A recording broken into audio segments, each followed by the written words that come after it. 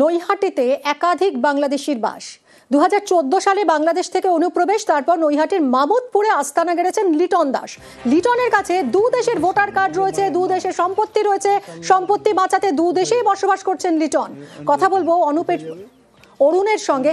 অরুণ, এই লিটন দাস যিনি 2014 সাল থেকে এদেশে বেআইনিভাবে এসে বসবাস করছেন, দু দেশে সম্পত্তি রেখেছেন, ভোটার কার্ড রেখেছেন, ধরা পড়লেন কিভাবে? দেখো, যে এলাকার মানুষের অনেকদিন ধরে তাদের সন্দেহ ছিল, শুধু উনি লিটন দাস নয়, এরকম কিন্তু বহু পরিবার এখানে বসবাস করছে যারা বাংলাদেশের ভোটার কার্ডে তাদের নাম রয়েছে, এখানেও নাম রয়েছে। লিটন দাসকে যখন আমরা জিজ্ঞাসা করেছিলাম, তিনি বলেন যে তার কিছু সম্পত্তি সেখানে আছে এবং সেখানে তার নাম রয়েছে।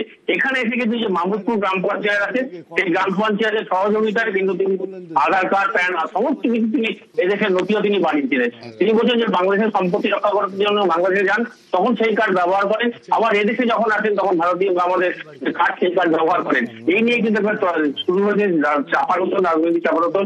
তিনি পরিষ্কার ভাষায় বলেছেন যে তিনি এই কার্ডটা তিনি পেয়েছেন ওই মামুদপুর যে পঞ্চায়েত রয়েছে তার সহযোগিতা, তিনি সমস্ত ভোটার লিস্টে তিনি নাম তুলেছিলেন। তিনি জানেন না এখন তিনি কি করবেন, যেহেতু তিনি বাংলাদেশের লোক। এরকম এলাকার মানুষের দাবি হচ্ছে 50% মানুষই কিন্তু ওখানে বাংলাদেশ এবং ভারতের মধ্যে কিন্তু দুই দেশে বিভিন্নভাবে কার্ড তৈরি করে রেখেছে।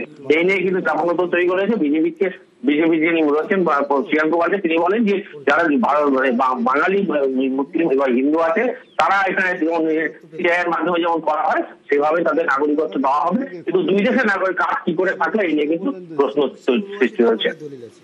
ধন্যবাদ।